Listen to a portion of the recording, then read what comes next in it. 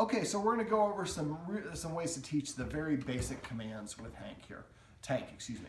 So I've got some kibble. I'm using puppy kibble.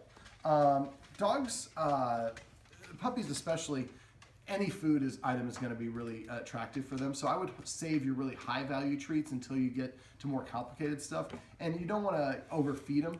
Sometimes the doggy training treats can be a little bit too rich, and that can cause diarrhea. A quick little sidebar: get yourself some canned pumpkin, leave it in your cupboard. Anytime your dog has diarrhea, put a scoop of it in with their dry kibble. It will firm up the stool.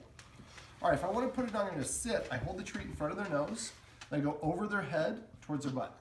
Sit. As soon as the butt hits the ground, I release the treat in the mouth and I say the word sit. I don't say good sit, I don't say good boy, I just say the word sit.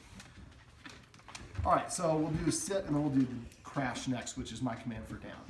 So first we're going to sit, and I always pay it. Then I hold it in front of the nose and I go straight down. And I pull it away, crash.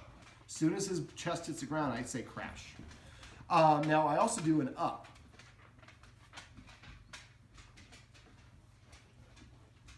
Up. It's hard for, a lot of times we like to say sit, but they can't make that extrapolation. Crash.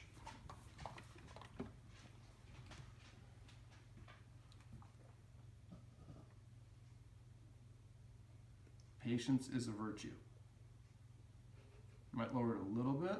Might make it enticing by moving it a little bit. There we go. Up. Crash. Now, a mistake that a lot of people do is they're trying to get the dog to go up, and they're like, up. You move it too fast, too far away, they'll lose interest. So we want to tease. There we go. Up.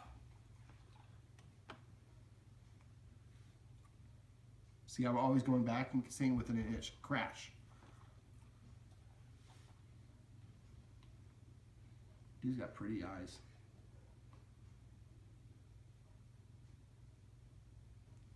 It's like, put it in my mouth.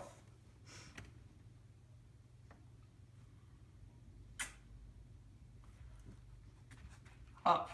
There you go. So you've got to earn it. So these are basically some ways that you can get your dog to do some of these basic commands. Now let's do one more sit here, buddy. Let's get you down.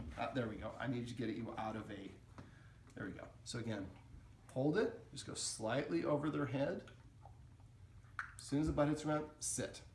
Now one last little thing is I like to use my hand signal. Like, but there are treats there. I'm getting myself some treats. So I lower it like this to make it more enticing to the dog. If I want an SIT, I raise it over their head.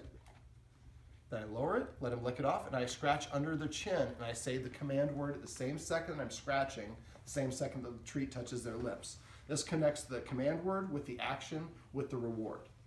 And eventually, we were not always going to give our dog a treat every time. So if we get in the habit of just tickling them under their chin, that at the same time that they get the treat delivered, that becomes synonymous. The other thing that's beneficial for that is when dogs are proud about what they've done, their nose is parallel to the ground or tilted upward. So if we get them used to us tickling him here, it facilitates that nose up orientation. And I want the dog to feel good about doing the things we want, like coming to us on command, sitting, laying down.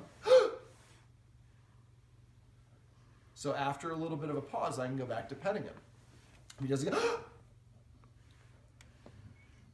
A little bit longer pause this time. Now, if you're going for him and he starts mouthing, pull your hand away. And then wait for him to reset, and then try again. If he tries again, pull it away. Don't freak out. Don't say no. Just the consequence is you want to, if you chew on me when I start to pet you, it stops me from petting you. It'll take enough repetitions before they make those two connections. But eventually the dog's like, oh, so if I just keep my mouth shut, you keep on petting me? Deal. And then we can do this all day long. All right, so these are how we can teach our dogs some basic commands.